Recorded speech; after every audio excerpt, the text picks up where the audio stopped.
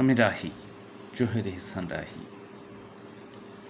আমি আপনাদের একটি গল্প শোনাব। পূর্ণিমার জানালা।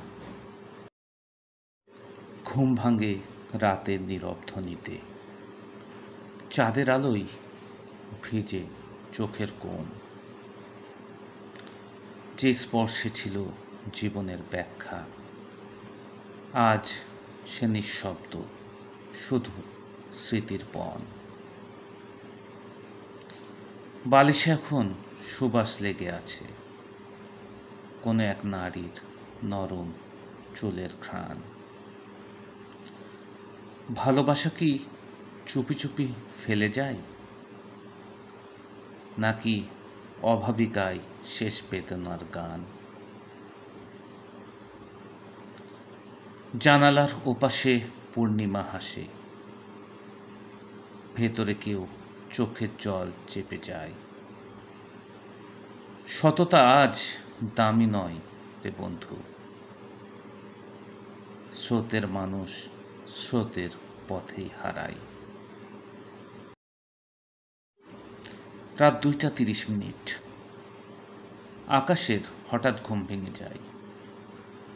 বিছানা থেকে উঠে এক গ্লাস পানি খেয়ে আবার শুয়ে পড়ে সে, কিন্তু চোখে ঘুম নেই। রাত 3টা। জানালার দিকে তাকাতেই দেখে অপূর্ব এক পূর্ণিমার চাঁদ চারপাশ আলোকিত করে রেখেছে। এই আলোয়, এই নীরবতায় হঠাৎ করেই মনে পড়ে যায় প্রথমাকে, যে কিনা 3 দিন আগেও তার বুকে মাথা রেখে কত গল্প করে গেছে। আদর করতে করতে দুজনেই ঘুমিয়ে পড়ত। বালিশে এখনো রয়ে গেছে প্রথমার চুলের ঘ্রাণ।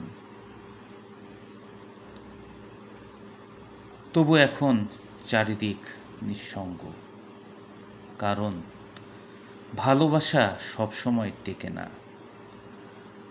প্রবাদ আছে না, অভাব যখন ঘরের দরজায় দাঁড়ায়, ভালোবাসা জানালা দিয়ে পালায়। আকাশ একটি বড় প্রজেক্ট পেয়েছিল, স্বাক্ষর করলেই মোটা অঙ্কের টাকা। কিন্তু কাজটা অনৈতিক। আকাশ ফিরিয়ে দেয়।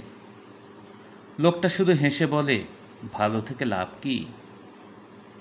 কিছুক্ষণ পরেই বড় কর্তা ডেকে পাঠান, মিস্টার আকাশ, আমার সৎলোকের দরকার নেই। আমার দরকার এমন কেউ যে শুধু স্বাক্ষর করবে। আকাশ জানে সে হেরে গেছে, কিন্তু ভেতরটা শান্ত। জানালার বাইরের পূর্ণিমার আলোয় নিজেকে পরিষ্কার দেখতে পায়।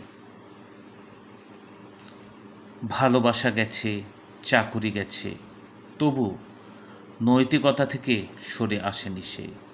কারণ কিছু কিছু মানুষ হেরে গিয়েও জিতে থাকে। তারা হার মানে না, সত্যের পাশে দাঁড়িয়ে থাকে।